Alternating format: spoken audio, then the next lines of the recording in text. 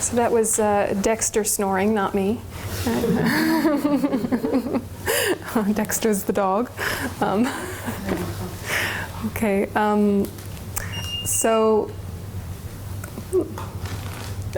okay, so I forgot my clock. Will someone tell me when it is 4:30?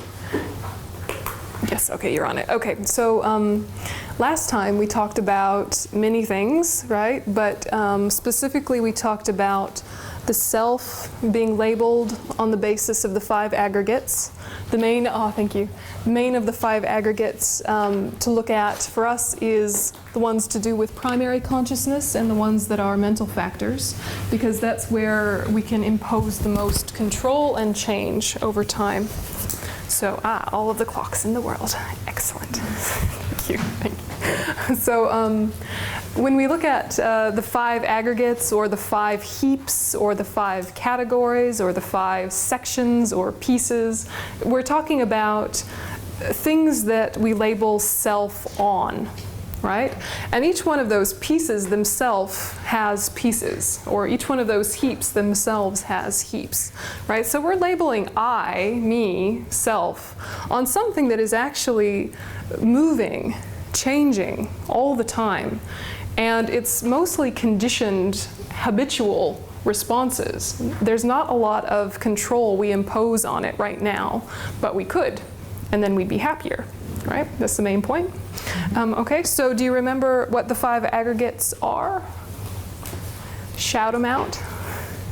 Number 1. Body. Body, yep, form. Yep, yep, same, yep. Yep. Feeling. Yeah, compositional factors, discrimination, primary consciousness. Yep, excellent. Excellent. So 1 is the body, the rest are bits of mind. Yeah. So you label self on the basis of the body and the mind. Yeah. And the body is physical. Here it is. The mind is not physical. It's not the brain. Right? So we were just sort of making those distinctions between everyday thinking and the Buddhist way of thinking, right? And also things about the mind that are interesting. The mind is got what kind of characteristics in general? What were some of the things about the mind's knowing? Yeah, knowing is one. Clear is one. Yeah, what else are some fun facts about the mind? It's beginningless. Yeah, it's beginningless. What else? What does it have sort of with it? Yeah, what's with it? Factors? It has mental factors, but even more broadly speaking, like what are some qualities that the mind also carries with it? It can be elastic. It can be elastic, yeah, it's changing, it's workable, yeah, so it has potential. Changing moment to moment. Yep, it's impermanent. It changes moment to moment. So impermanent in Buddhism doesn't mean stop and start. It means changes moment to moment, right? So it doesn't mean that the mind flickers in and out of existence. It's that its existence changes and shifts moment to moment like a stream. Yeah. And things that are permanent mean they don't change, right? So the mind is impermanent, meaning it changes moment to moment. It's beginningless, it's endless, it's indestructible, it has amazing potential, it's elastic in that sense. Both. And what did you say? Fantastic? No, plastic. Plastic. Not plastic, it's elastic. Is that what you said? Comes to the same position. Plastic changes. Oh, this is very nice. Okay, I don't know about the physical world. I'm just all in the mind. We have a dentist here. This is helpful. Plastic, not elastic. Because elastic goes back to its original. Very clever. Okay, so plastic. Meaning, malleable, changeable, right? So if it's causing trouble, you can stop it causing trouble, right? Is it causing trouble? I'm guessing yes, right? Yeah, like it's a troublemaker, right? That's the main troublemaker in the life is the mind. We blame the circumstances, but it's the mind. So the mind is an interesting thing to start looking at because this means we can start to figure out where happiness is coming from, where suffering is coming from, so that we can have more happiness and less suffering. Right? So when we talked about it last time, did you have stuff that's come up throughout the week that you wanted to ask more about? Clear and knowing, beginningless, changeable, It's got some ignorance, that's not helping, right? It's got some potential, that's fantastic. What were some things that either were interesting to you or confusing to you or you wanted to argue about? We can have an argument in a friendly way. Friendly argument. Yeah. Do you remember? It was a whole week ago.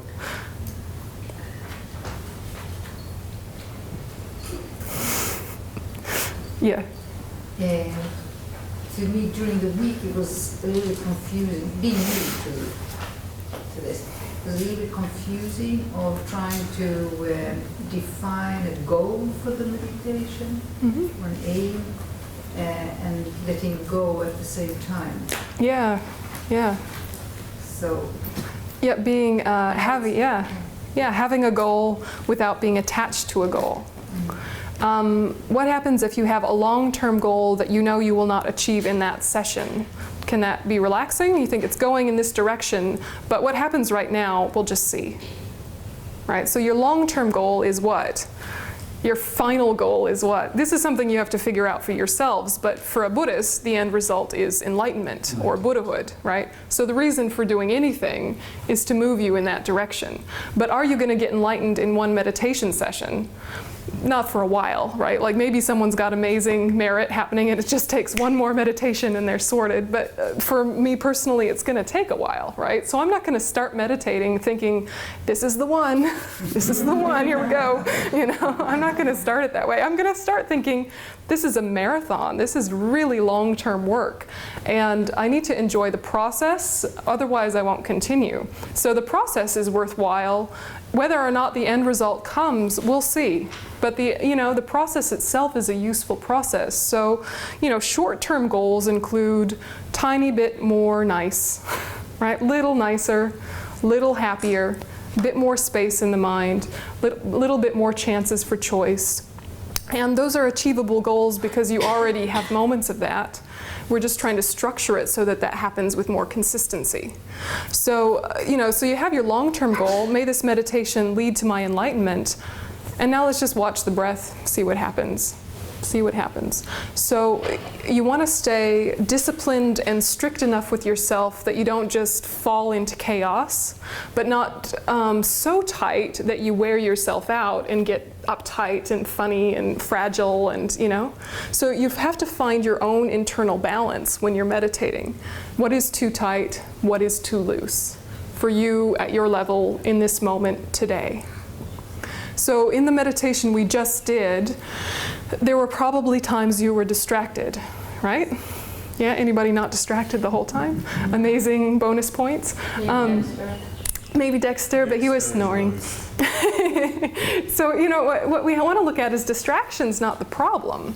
That's not making it a bad meditation. A bad meditation is if you went along with your distraction and said, to hell with the meditation, this distraction is fantastic. That's a bad meditation, right? Not that you were distracted, but that you followed it, right? So as soon as you notice distraction has occurred, you go, there it is, back to the breath, yeah? So that's what builds the new skill. Not the fact that you got distracted, but the fact that you keep coming back, that you don't give up on yourself, that you build this skill of focusing. That's what makes it good meditation. And that's why you have to do it again and again, because you're building strength. Yeah, you're building strength. If you were to exercise once, would that equal good health, right? You might have a slightly perkier day or a more tired day, but if you exercise a little bit every day, you'll be a little healthier, right? If you do a giant exercise for 3 hours straight, you're just going to hurt yourself, right?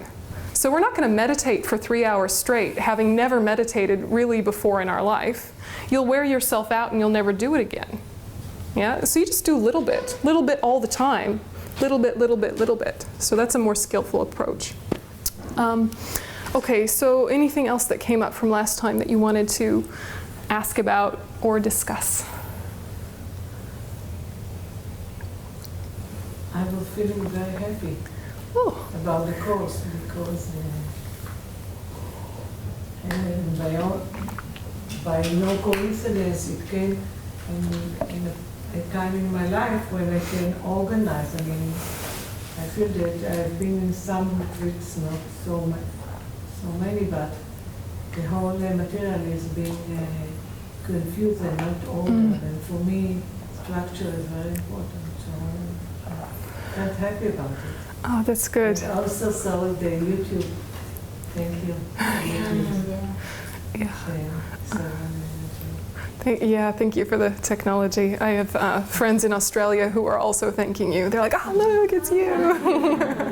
Saying the same thing. Not all of it I must admit, but several minutes, so it kept me and Reminds you of what we already talked about, so it can come back up. Some other friends also told me it was wonderful. Oh, good. They Yeah. talked to the YouTube and they said it's wonderful. That's great, yeah. I want to thank you all again for the initiation, שוקי, נדיבות וכרגיל, בבית, זה לא פשוט בכלל. Yeah. זה לא כל כך פשוט. Something friendly was said. Something friendly was said. I feel the I'm vibe. sorry that I switched things. No, it's okay. It's your language. It's improvised. No. So, I think there's something really important in what you said, which is that we could be going to a public talk, once every 3 months for 20 years and learn a lot of things that are interesting, but not know where they go or where to put them or how to practice them. You just know a lot of interesting things that you can experiment with, but having a structure just means everything is so much easier because you have, here's the whole view, then I tidy up this part and I clarify this part, and now when I'm on my cushion, I know I'm addressing this section and it relates in this way, and just makes everything a lot more straightforward, a lot more efficient. And it takes a little bit of patience, to get used to the structure. But when you get used to the structure, everything else now has a place to live. Yeah, so it really helps. So I remember a similar happiness when I came to a structured course, being like, oh, phew, thank goodness, not just tidbits, random tidbits that are all very cool, but not any joining or bridges or links. So if at any point you're missing a bridge or missing a link between this topic and that topic or that topic, please just ask, because the connections between the topics are as important as the topics themselves. Yeah, so whenever that is not clear, please ask. So this session, I wanted to talk a bit more about the beginningless aspect of the mind. And this beginningless aspect of the mind is part of the reason why Buddhists believe in past and future lives. So how do you prove this to yourself? How do you prove that the mind is beginningless? Yeah? Experientially, or at least logically. And so what you need to do is have a bit of a sit and track back your memories a little bit. So, you can go by decade, right? Or you can go by in 5-year chunks. But, just try and see, do we remember what happened last year and 5 years ago? And it's just kind of general things we were doing, right? Your general work, the people in your life. And you're just kind of revisiting chapters. And then eventually you get to your childhood, and you try and reach back to your earliest memories. And I mean, how young were we in our first memories? What's as far back as you can reach, do you think? Maybe 3? Yeah, about 3. Yeah, occasionally you'll have some random infant memories of carpeting, right? Or something like that, warmness, I don't know. But, we can't reach back to the beginning of our life. And we don't remember being in the womb of our mother, do we? So the fact that we don't remember being in the womb, does that mean we weren't there? Yeah, just because we don't remember, does that mean we weren't there? No. Right? We know we were there. We don't remember, but we know we were there because we have seen many science programs of babies being born, and perhaps have had our own babies and watched babies, and we know how that whole thing happens, right? So we make a conclusion based on what we've observed in life, but we don't actually have direct experience of our own time in the womb and our own birth. So what you're using with proving beginningless rebirth and beginningless mind to yourself is to first sit with, just because I don't remember doesn't mean it didn't happen. For example, these other things I can't remember, but I know they happened. So that's a place to start, okay? Then you build on that with, what did I come in with in terms of habits that don't necessarily make sense given my family? In what ways are we different to our siblings? Even if you're a twin, right? Two identical twins might have very different personalities. Why would that be? If their genetics are similar, their family is similar, their upbringing is similar, why even at a very early age are they different people? You know, so you're using reasons like that of they came in with something that was more than just their physicality. Yeah? So you use this kind of thing. You think of your own habits as a child that were not the same as your family, maybe just ideas that you had about life. So some people actually have memories of their past life. There are people that do. People with enough clarity of mind that they remember all the way back and then all the way back and then all the way back and many lifetimes. There are people with that much clarity. And you'll find as you do your own meditation, your own memory becomes better. And you might start remembering more and more of your own childhood than you did before. And so that's an interesting thing to see, comic relief. So what you want to do is think, okay, my parents believed this, but even when I was 5 or 6, I disagreed. How come? Yeah, of course there are conditions, of course there were other influences, but why is that, you know?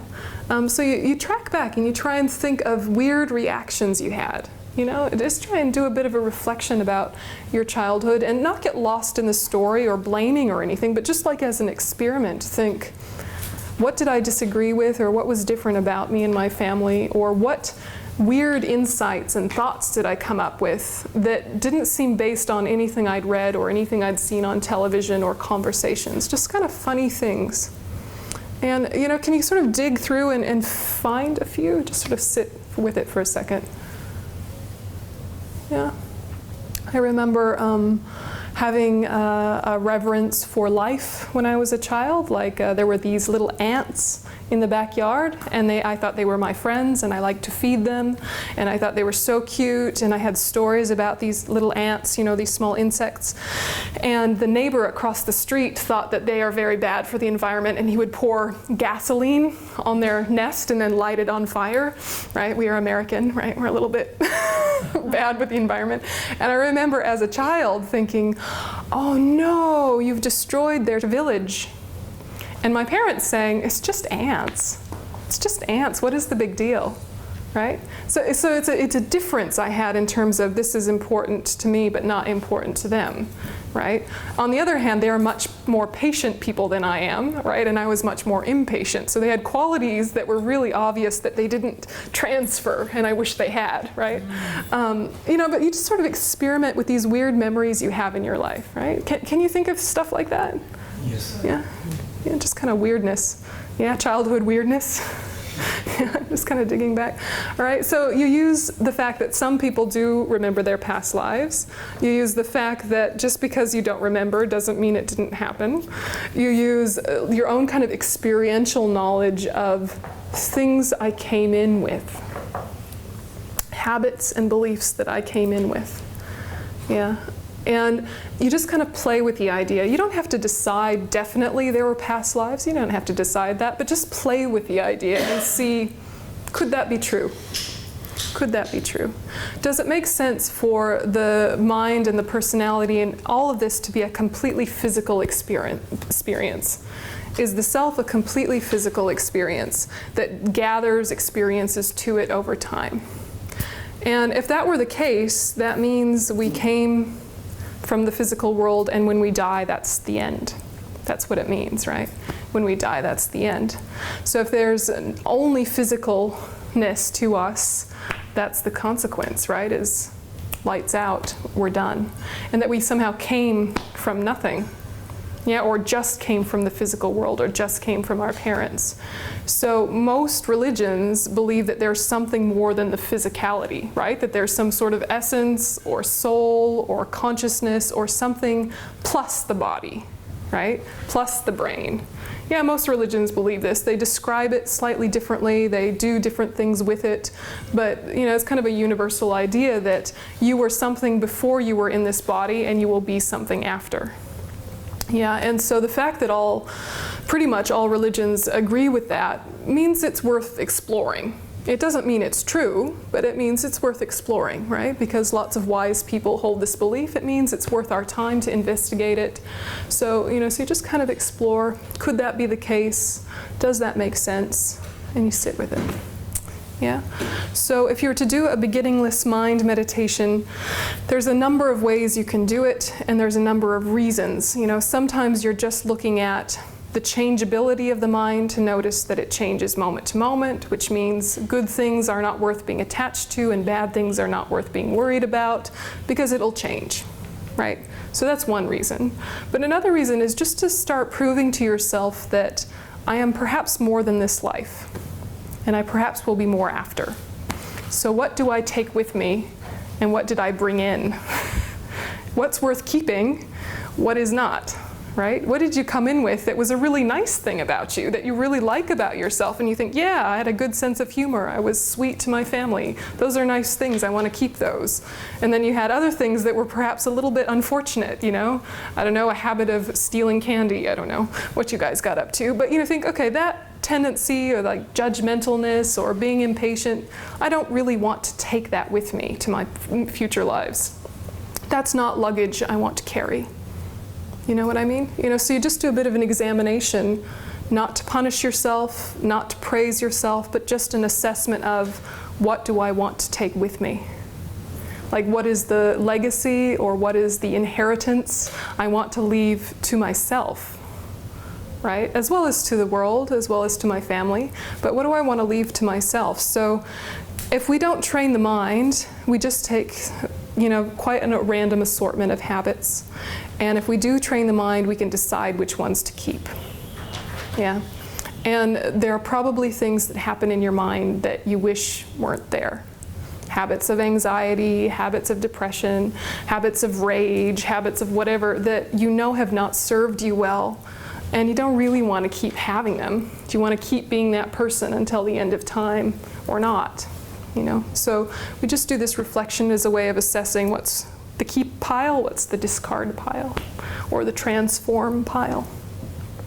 So you look at the changeable nature of the mind also helps you notice that change is possible. It's happening anyway. I could make it directive. I could direct the change. So how does that sit so far? Agreement, disagreement, fun ideas? Yeah.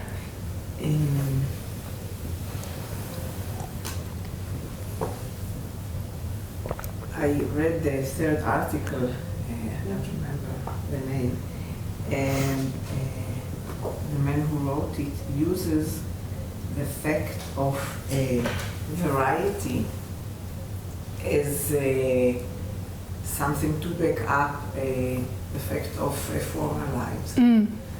I don't think it is necessary. Mm-hmm. Okay, you may use it, but yeah. you may look at the world and see the variety. Okay, there are big trees and small trees. Mm-hmm. There are poisonous trees and fruitful trees. Okay, so the fact that people are born different, you don't need necessarily to assume that it came from other life. Sure, yeah. Okay, this is one thing. Sure, yeah. And sure. the fact that things are beginningless and it is very hard to grasp it. Yeah. Okay. Beginningless and endless all together at the same moment.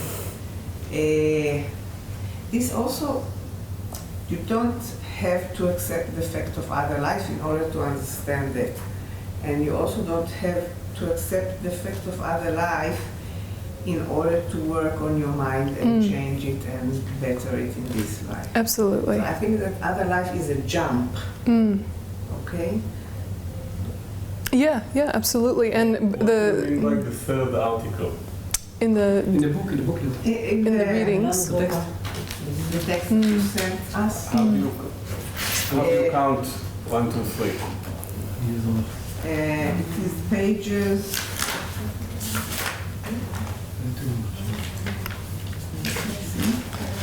yes, this one. Until Yeah, the beginning smile.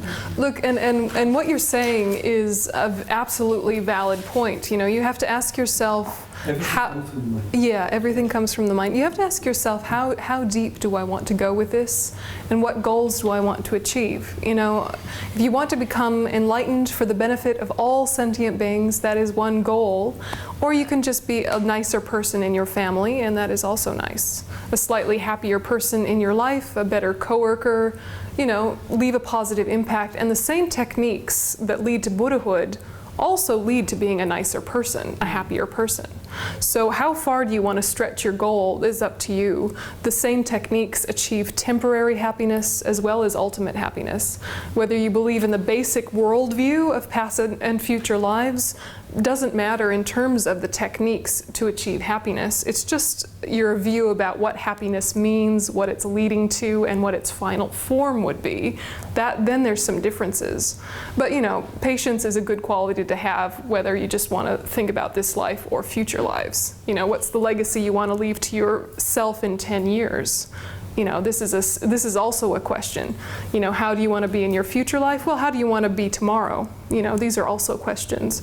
So, you know, so I agree with you that not necessarily looking at the variety of existence has to mean that it came from previous lives. No, certainly there's scientific explanations, there's external conditions. You know, just because twins have the similar genetics and have similar family, they still have different experiences even early on, sure, absolutely. So you're wanting to ask yourself, am I trying to prove something right or trying to prove something wrong? Or am I keeping an open, expansive neutrality that just wonders, what would that way of thinking lead to? Does it make enough sense to proceed with? You know, and so you just hold it quite gently for a while. Two things. I think that you may work for all sentient beings even if you don't believe in other lives. Sure. Yeah, sure. And the second thing is that I feel now that believing is narrowing my position. I may sit quietly, not understanding. Sure. I feel that jumping is... Yeah, don't jump. Yeah. Take your time. Take your time. Death is coming, but take your time. No, and the thing is what we do is we want to land on a conclusion, but you land very lightly, right? To say, until I hear more or something that proves it wrong, I'm going to hold this position because holding this position leads to good qualities. But if I find out that I'm wrong, I'm willing to release it. You know, so it's, you don't want to have no conclusions because then you'll have no progress, right? If you have no goal and no conclusions, then you have maybe the progress you have is more self-awareness, and that is good. But unless you kind of want the energy to go somewhere, it won't really be very linear. It'll be diffuse, right? It'll just sort of be, it's like, if you have a tomato plant, yeah, and you have one of these little cages for it, then it will grow up, right? And if it has no cage, it will still grow, but it will be like all over the place and not so beautiful, right? It will still grow, and that's nice, but if you want it to go in a certain direction, you need to give it a little structure. But it might be at some point it does not need that structure anymore, or it needs a different one. So I think it's helpful to try and let yourself land while knowing I might give up that position later. Yeah, and you know, this is the way you can make a little bit of progress even if you change direction subtly when you learn more. But yeah, take your time. Really, this has to feel genuine for it to work, so you don't want to force yourself to believe anything that you don't think makes sense. You just approach it very logically, very gently, touch experience when you can. Yeah, and your own speed. It would be like a wandering space. Yeah. Or a discovering space. Yeah. I'm going to discover something new. Yeah, this is a nice way to put it.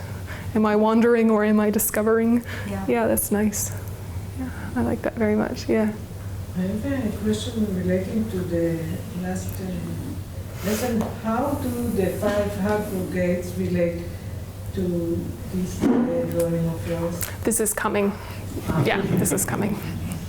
After we have tea, then we will be able to understand, but it will not be able to understand it unless you have tea first. Yeah. I'm not sure if this is a question, but basically if our mind is fluid, like a river, and everything is changing from moment to moment, what's its unique over endless? Well, this is a question, does it? Yeah. Does it have that unique, overreaching? And does Yeah. it have that unique? And if it doesn't, then Haha. What does that mean then? Yeah. Yeah. And this is the thing. That is different than other religions. There is no like little core that's traveling along, having different experiences, gathering things, discarding things. We don't think there's a core thing. so Yeah. what is the point of beginningless then? What do you mean the There's no point? of beginningless. What is beginning? Because everything is basically Well, there's still, you can still label, right? You can label a river. You can say, this is a river. Yeah, this is a river. But as soon as you point to a specific part, you're pointing to moving pieces. But you can just objectively, from a distance, say, that is a river. This is a mind. That is a self. Yeah, and there's been it's not like it's an unrelated continuity. The continuity is like a trend, right? Or like a series of habits that are accumulating. Right? So it's going in, a linear direction like this. So, when you look at the continuity of consciousness, look at the continuity of consciousness, that who I am this morning is not exactly the same as who I am now, but there's a relationship, I can understand right? that, but then the question is about the beginningless and the endless, whether can I be someone else, which is not my mind. No, I mean, it is just, don't make it more complicated, right? Like, who you are this morning is different than who you are now, but it's a continuation. You're not like a radically different person than you were this morning, But if right? it's not beginningless, that's very bad news. Exactly. It is very bad news.